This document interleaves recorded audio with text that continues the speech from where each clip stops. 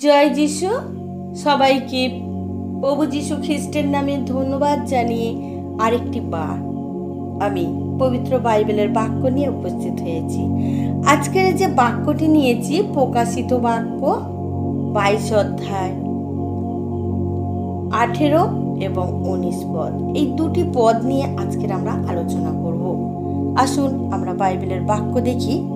18 পদে বলছেন, যাহারা এই গ্রন্থের ভাববাণী বচন সকল শোনে, তাহাদের প্রত্যেক জনের কাছে আমি সাক্ষ্য দিয়া বলিতেছি, যদি কেহ ইহার সহিত আর কিছু যোগ করে, তবে ঈশ্বর সেই ব্যক্তিতে এই গ্রন্থের লিখিত আঘাত সকল যোগ করিবেন। 19 পদ।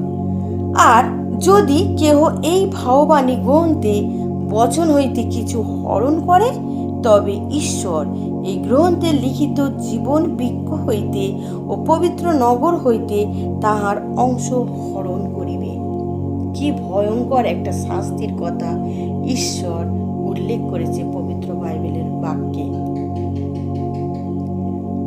আমরা দেখি এখানে ঈশ্বর বলছেন, যদি তার বাক্যে কিছু মানুষ কথা যোগ করে দেয়, তাহলে ঈশ্বর আমাদেরকেও শাস্তি যোগ করে দেবে। আবার কি বলছে, যে আমরা যদি এই পবিত্র বাইবেল থেকে কোনো অংশ বাদ দিয়ে দিই, তাহলে ঈশ্বর কি করবে? তার আশীর্বাদ থেকে আমাদেরকে বঞ্চিত করবে। একবার বলছে যদি ঈশ্বরের বাক্যে যোগ করি তাহলে শাস্তি যোগ করবে, আর একদিকে বলছেন যদি বাদও দিই আশীর্বাদ থেকে বঞ্চিত হব। এই যে দুটি বিষয় খুব ভয়ঙ্কর একটি শাস্তির বিষয় আমাদের বলছেন। আজকের আমরা যতই ঈশ্বরের উপরে নির্ভরশীল হয়ে পিতা ঈশ্বরের কাছে গান প্রার্থনা যাই করি না কেন, আজকের আমাদের একটাই উদ্দেশ্য, ঈশ্বরের আশীর্বাদ পাওয়ার। আর সেখানে যদি শাস্তি যোগ করে, তাহলে আমাদের জীবনে এর থেকে বড় শাস্তি পাওয়ার আর কি থাকতে পারে।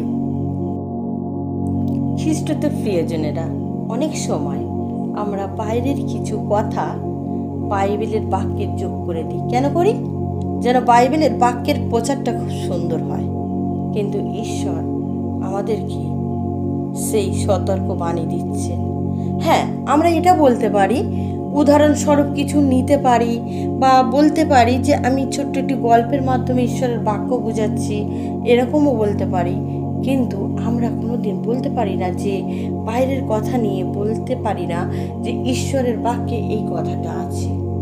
কারণ যীশু খ্রিস্ট যখন তার শিষ্যদের পবিত্র বাইবেলের বাক্য বুঝাতেন বা প্রচার করতেন ঐশ্বরিক রাজ্যের জ্ঞানের কথা, তখন বিভিন্ন রকম উপমার মাধ্যমে বুঝাতেন, যাতে তার শিষ্যরা সুন্দরভাবে বুঝতে পারে। ঠিক তদ্রূপভাবে আমিও এই মুহূর্তে আপনাদের কাছে ছোট্ট একটি গল্পের মাধ্যমে বোঝাতে চাই। এক রাজা তার রাজসভাতে একটি রাজকর্মচারীর প্রয়োজন হয়েছিল। আর রাজা ভাবলেন, আমি একটি যুবককে নেব, সেই যুবক হবে খুব বিশ্বাসী। রাজা যখন এই কথা তার রাজ্যে জানিয়ে দিলেন, সেখানে দেখা গেল অনেক যুবক উপস্থিত হয়েছিল। আর রাজা মনে করলেন যে আমি একটি মাত্র যুবককে নেব, এখানে তো অনেক যুবক, আমি কাকে নেব, কাকে বা বিশ্বাস করব? রাজা একটা পরীক্ষা করলেন। তিনি সেই সমস্ত যুবকদের হাতে একটা করে ফুলের টব আর কিছু করে ফুলের বীজ তাদের হাতে দিয়ে বললেন যে 6 মাস পরে আমার রাজ দরবারে আসবে, আর আমি তোমাদের মধ্যে পরীক্ষা নেব। তার আগে তোমরা এই টবে ফুল চারা করে নিয়ে আসো। প্রত্যেকের হাতে বিভিন্ন রকমের ফুলের বীজ দিয়েছিলেন, অর্থাৎ দানা দিয়েছিলেন।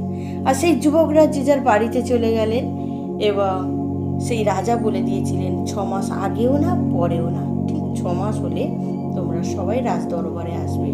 আর সেই রাজার কথা মতো তারা 6 মাস হয়ে গেল, আর প্রত্যেকটি যুবক হাতে করে সেই ফুলের টব নিয়ে রাজ দরবারে উপস্থিত হয়েছিল। আর রাজা দেখছে প্রত্যেক যুবকের হাতে সুন্দর ফুল গাছ, তার উপরে সুন্দর সুন্দর ফুল ফুটে আছে। রাজা মুগ্ধ, খুব ভালো ফুল ফুটিয়ে এনেছে। রাজা বললেন, যারা যারা ফুল এনেছেন টবে করে সবাই লাইনে দাঁড়াও, আমি দেখবো প্রত্যেকের ফুলের টব। তো রাজা একের পর এক ডাকতে থাকলেন। আর রাজা কি করলেন, বললেন, বেশ, তোমার ভালো হয়েছে, ভালো ফুল ফুটিয়েছো বলে প্রত্যেকটি টব এক এক এক এক করে প্রত্যেকটি যুবকের হাত থেকে নিয়ে নিলেন। পরিশেষে দেখা গেল একটি যুবক, সে খুব ভয়ের সাথে একটা টব হাতে করে নিয়ে আসছে। তার টবে কোনো গাছ ছিল না। সে ভয়ের সাথে সাথে রাজার সম্মুখে প্রণিপাত করে বললেন, রাজামশাই, আমি কঠোর পরিশ্রম করেছি, প্রত্যেক নিয়ত টবের এই যে মাটি খুশিয়েছি, জল দিয়েছি, সূর্যের আলো দিয়েছি, কিন্তু গাছ হলো না। রাজা সেই যুবকের মুখের দিকে তাকিয়ে বললেন যে, তুমি আমার রাজকার্যের উপযুক্ত সন্তান, আমি তোমাকে রাজকার্যের জন্য আমার পাশে রাখবো। অন্য যুবকরা বলল, কেন রাজামশাই, আমরা সবাই তো কত সুন্দর করে ফুলের টব এনেছি, তার উপরে কত সুন্দর সুন্দর ফুল ফুটিয়েছি, তবে আমরা কেন রাজকার্যের অধিকারী হতে পারবো না? তখন সেই রাজামশাই বললেন, হ্যাঁ, এই যুবক হলো বিশ্বাসী, এই যুবক পরিশ্রমী, এই যুবক তিনি আমার কোনোদিন ক্ষতি করবে না, আমার তলে তলে আমার সিংহাসন কেড়ে নেবে না, সে আমার খুব বিশ্বাসী দাস হয়ে আমার রাজকার্য করবে। আমি তোমাদেরকে যে বীজগুলো অর্থাৎ যে দানাগুলো দিয়েছিলাম, সেইগুলো ছিল গরম জলে ফুটানো। সেই দানাইতে কোনো রকম গাছ হওয়ার সম্ভাবনা ছিল না। এই যে তোমরা ফুল গাছের যে টবে করে ফুল গাছ এনেছো, তাতে সুন্দর ফুল ফুটেছে, এগুলো হলো নকল ফুলের টব, আর এর হলো আসল টব। এ আমার নকল করেনি, এ যেটা ঠিক সেটাই আমার সম্মুখে এনেছে, তাই একেই আমার রাজকার্যের জন্য উপযুক্ত মনে করছি। খ্রিস্টদের প্রিয়জনেরা, আজকের আমরা দেখলাম এই গল্পের মধ্যে থেকে, যখন আমরা কিছু নকল করে ঈশ্বরের বাক্যকে সুন্দর করে তোলার জন্য বা ফুটিয়ে তোলার জন্য আমরা মরিয়া হয়ে উঠব, ঈশ্বর সেই প্রচারের কোনো মূল্য দেন না। যেটুকুনি পবিত্র বাইবেলে থাকবে, সেইটুকুনি যদি আমরা পবিত্র বাইবেলের বাক্য সবাইয়ের কাছে সুন্দরভাবে বুঝাতে পারি, সেটাই হবে আমাদের স্বর্গরাজ্যের পুরস্কার। পিতা ঈশ্বর কোদেধীর দয়াতে মহান, তার প্রেম আজও আমাদের উপরে অফুরন্ত আছে। তাই এখনই যদি আমরা কোনো ভুল করে থাকি, পিতা ঈশ্বরের কাছে ক্ষমা চাইব, তার কাছে প্রার্থনার সাথে নিজেকে নত করব এবং সমস্ত বিগত দিনের অপরাধ মার্জনা করার জন্য অনুরোধ করব। আমাদের স্বর্গীয় পিতা সমস্ত আমাদের পাপের ক্ষমা তিনি করতে জানেন এবং করেন, আর আমাদেরকেও নতুন করে বাঁচার দিশা দেখাবেন। ঈশ্বর তার বাক্যের প্রতি আশীর্বাদ করুক। আমিন। জয় যিশু।